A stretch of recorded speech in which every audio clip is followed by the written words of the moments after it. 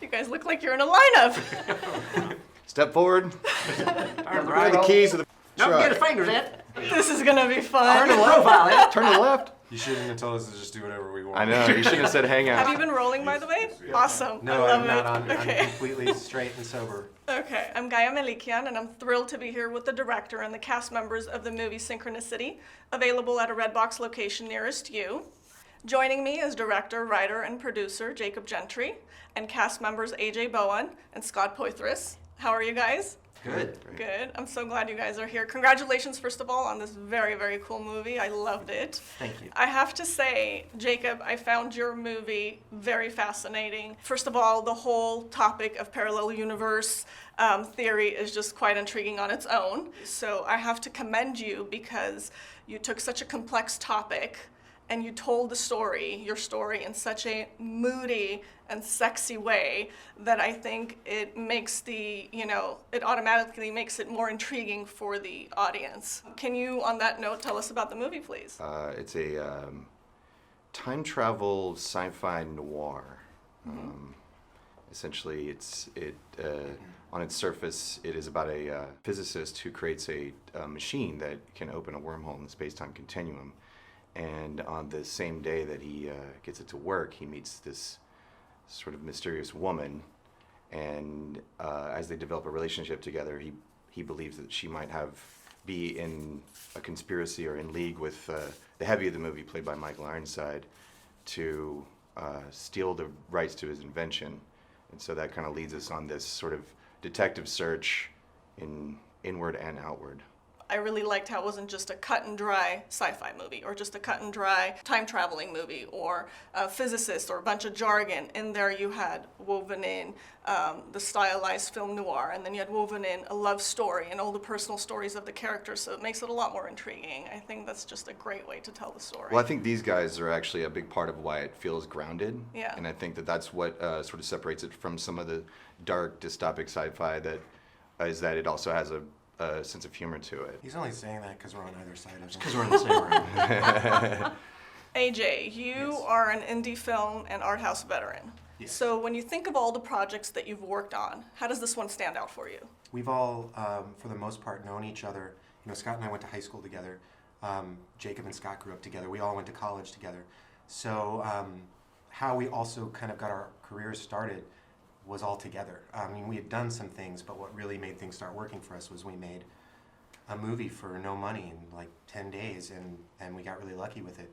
And then careers take over and life takes over, and you look up and you realize that you haven't gotten to make a movie in a while with your family. Doing Synchronicity was an opportunity, at least selfishly for me, was to get back to my family and like get any chance to get on camera with Scott, you know, because I make a lot of jokes, but he's probably the best actor that I've ever worked with, and I just happened to go to high school with him. So having that opportunity and then having the ability on something like this where you know everybody to have complete trust is really freeing for something that can be like pretty technically challenging. I think that's definitely very evident from your movie. You can tell that that's we where the sweat a lot. authenticity is from. That was real You sweat. guys have worked. Listen. Since you guys have worked together, and you had such a great success with your first film that you worked on together, The Signal. So that authenticity and your bond coming years later and making it in this movie, it's you could really see it. It really transcends through, and it makes the movie even that much better. Scott, you're also a vet. What was special about this project for you? It's such a nomadic lifestyle and career that we're in, and you already touched on it. Thank you for those very kind, sweet words. We're mercenaries. We go where the work is, and we don't always get to work with family and close friends. That was a huge step in the right direction before you even step on set. Start with a great script that was written, characters that we get to flesh out.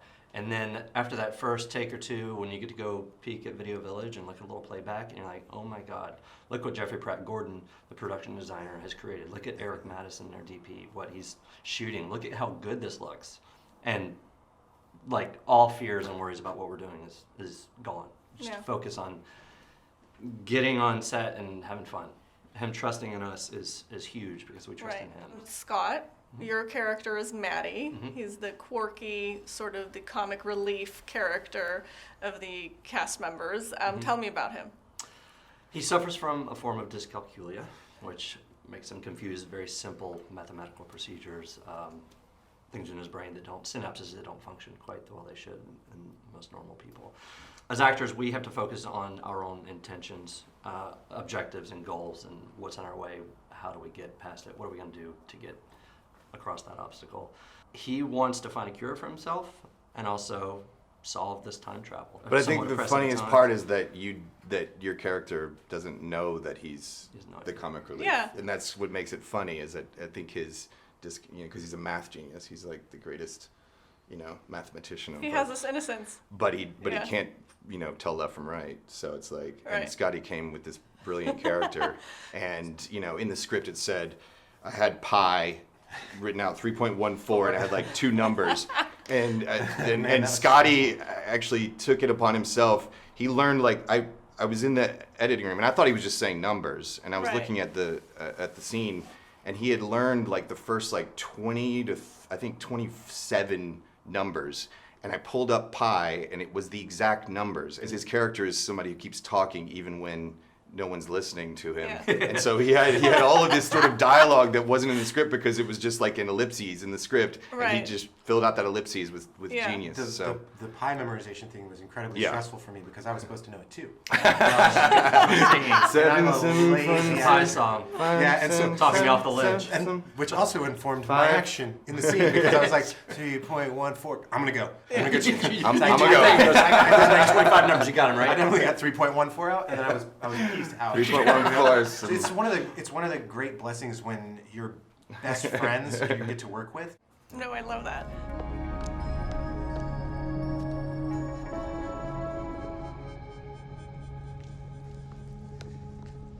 Where did you just come from? Chad, you play the lead character who's also the inventor of the time machine. Tell me about him. Well, he is obsessed with his scientific quest to change the world through time travel. Then certain little things start to happen, and he starts to lose sight of his original goal,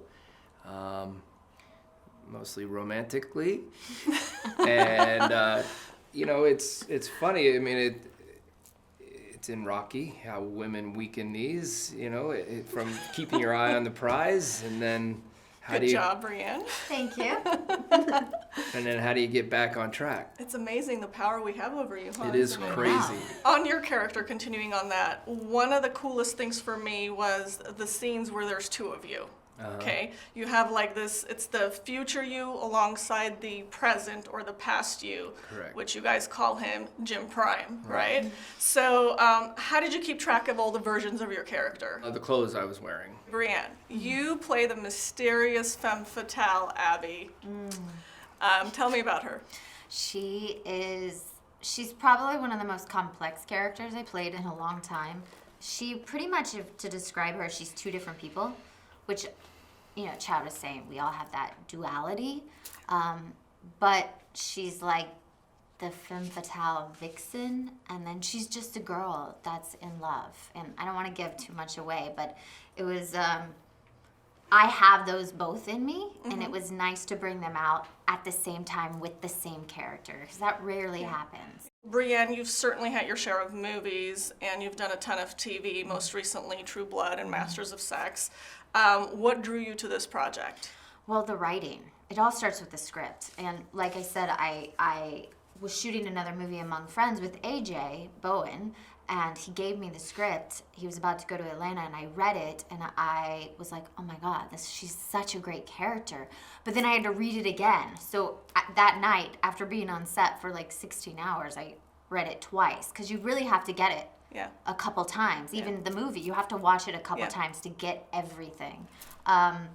So it's just the writing. And I saw the signal with all of them, and they're from Atlanta, and I'm from Atlanta, and it was just like this lovely group of people that I was like blessed to be a part of. And Jacob is such a great director, and he took care of me as the lead actor. Chad, your uncle is Harry Dean Stanton. Right. And he's appeared in over almost 200 movies and TV series Yeah. since the 50s. Has he been an influence in your career at all? Yeah, he's given me a lot of good advice. But it was in his documentary recently, but he was telling me this for years. It's just let the wardrobe do the work, and just, understand what you're saying in the scene and say the words. Don't overcomplicate everything. He's 89. Yeah. Wow. And he's He's still working. God bless him. well, here's what he says. He's only alive so that he can smoke. He loves smoking so much. I love that. That's why he gets up Yeah. every morning, and to do the crosswords. Brienne, you two had some really sexy scenes. How did you break the ice?